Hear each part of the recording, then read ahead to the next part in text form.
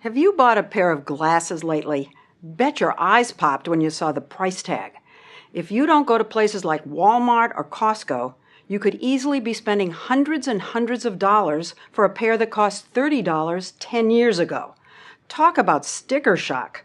And it's not as though things have changed that much. They're still made of a couple of pieces of plastic or wire, some screws, and glass. Why should a pair of glasses cost more than an iPad?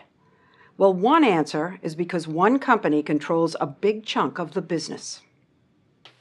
The story will continue in a moment.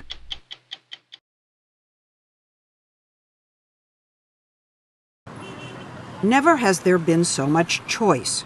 Ray-Bans, Oakleys, glasses for running and skiing, and even reading. Oh, no. A staggering variety of colors and designers. You'd think the competition would force the prices down. Wow, look at that. One reason it hasn't is a little-known but very big Italian company called Luxottica. If you own a nice pair of specs or shades, they're probably theirs. Luxottica is the biggest eyewear company on Earth. It shuns publicity, but CEO Andrea Guerra invited us in for a look, and it was eye-opening. Do you have any idea how many people in the world are wearing your glasses right now? At least 500 million are wearing our glasses now. Luxottica started here as a small tool shop in Agordo, a dot of a town in the Italian Alps, when frames were still made of mountain goat horns. This was the factory in 1961. This is what it looks like today. Last year, Luxottica made some 65 million pairs of sunglasses and optical frames. They don't make prescription lenses. And we saw mountains and mountains of glasses in boxes headed to China, India, Brazil, and above all, to the U.S. But they're very expensive. They can be very expensive. They can, but this is one of the very few objects that are 100% functional, 100% aesthetical, and they need to fit your face for 15 hours a day. Not easy, and there is a lot of work behind them. Luxottica's product manager, Isabella Sola, explained that the company revolutionized how we see glasses. You think I look cool? Yes, I think so. I think I look cool too. It wasn't that long ago that glasses were uncool. You only wore them if you absolutely had to. I can remember not that many years ago my mother telling me that men will never ask me out if I wear my glasses. I was to go blind if I wanted dates. But Luxottica took this medical device and turned it into high fashion by making deals to conceive and create high-quality, stylish specs for nearly every brand and label you can think of. We have Prada, we have Chanel, we have Dolce Gabbana, we have Versace, we have Burberry, we have Ralph Lauren, we have Tiffany, we have Bulgari. They're not even called glasses anymore. They're eyewear. Do people really wear this? Yes. Once glasses became face jewelry, Luxottica could charge a hefty markup. But you know something? I know that there are some less expensive glasses that look very similar to the very expensive. For example, this is your Vogue line, which is not that expensive. Yes. And this is Coach, which is much more expensive. If two women walk down the street with these on, yes, they almost look the same. almost look the but same. It's almost. It's not the same. Not the same because of details on the frames, like the little Chanel C's, Polo Ponies, or Tiffany Blue. Luxottica wouldn't tell us their markup, but glasses like these can sell for up to 20 times what they cost to make. And all the glasses are designed by Luxottica. So you design thousands of pairs of glasses. That's what I mean. We do, yes. Where does Tiffany come into it? Tiffany comes in at every stage, basically. The fashion houses send in sketches of their new collections as inspiration. And down on the factory floor, you can see the work that goes into differentiating the brands. Plain plastic temples go through a painting machine and come out Versace.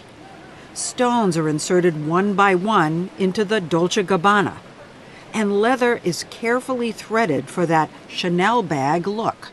If people begin to know that Chanel glasses were designed by Luxottica, would it change the way they think about Chanel glasses? You know, that would be totally wrong. That would be crazy. But why isn't the Luxottica name a brand name? Are you in any way hiding it? Hiding it? Yeah. Not at all. We're listed. Listed on the New York Stock Exchange, where Luxottica shares are soaring. The company raked in $8 billion last year, but their bestseller wasn't a fancy fashion house label. It was a brand they outright own, Ray-Ban. Originally made by Bausch & Lomb for the U.S. Army, since JFK, nearly every president has worn them. Not to mention Tom Cruise in Risky Business. It's like University of Illinois. And Top Gun. But the brand was poorly managed, cheapened, and eventually put up for sale. The Italians bought it in 1999 and had a strategy to turn things around.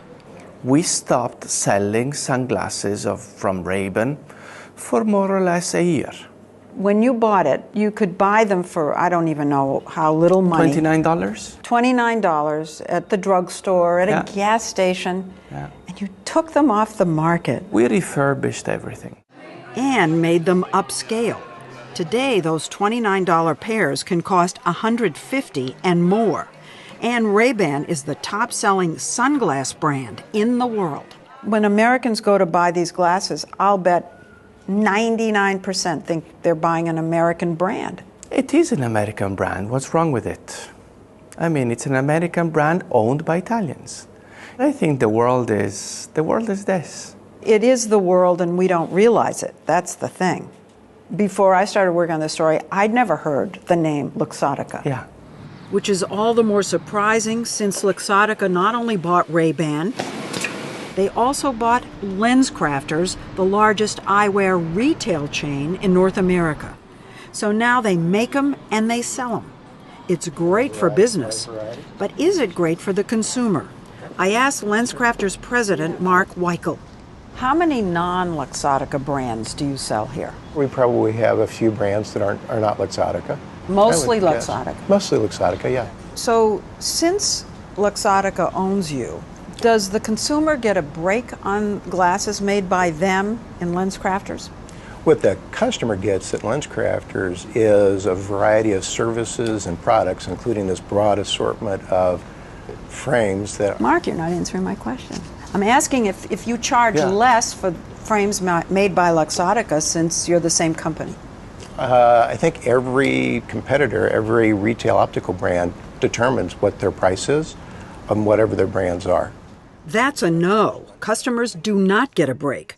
At LensCrafters, the average cost for a pair of frames and lenses is about $300.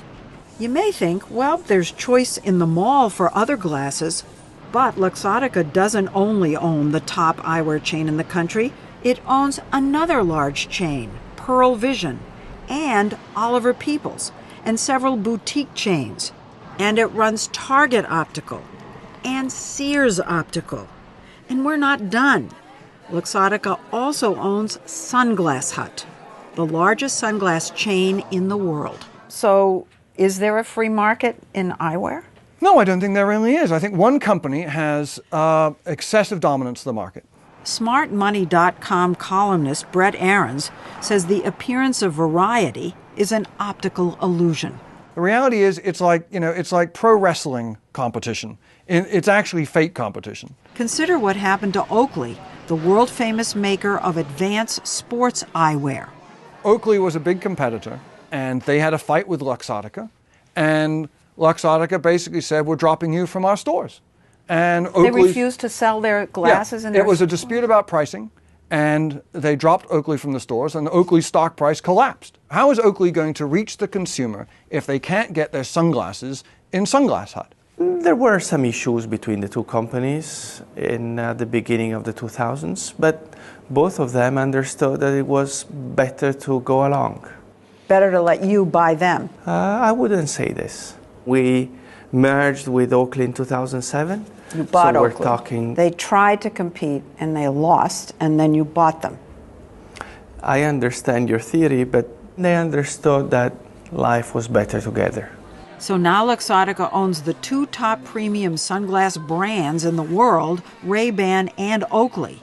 But Luxottica points out there are other players. Who's your biggest competitor in the United States? You could say Walmart.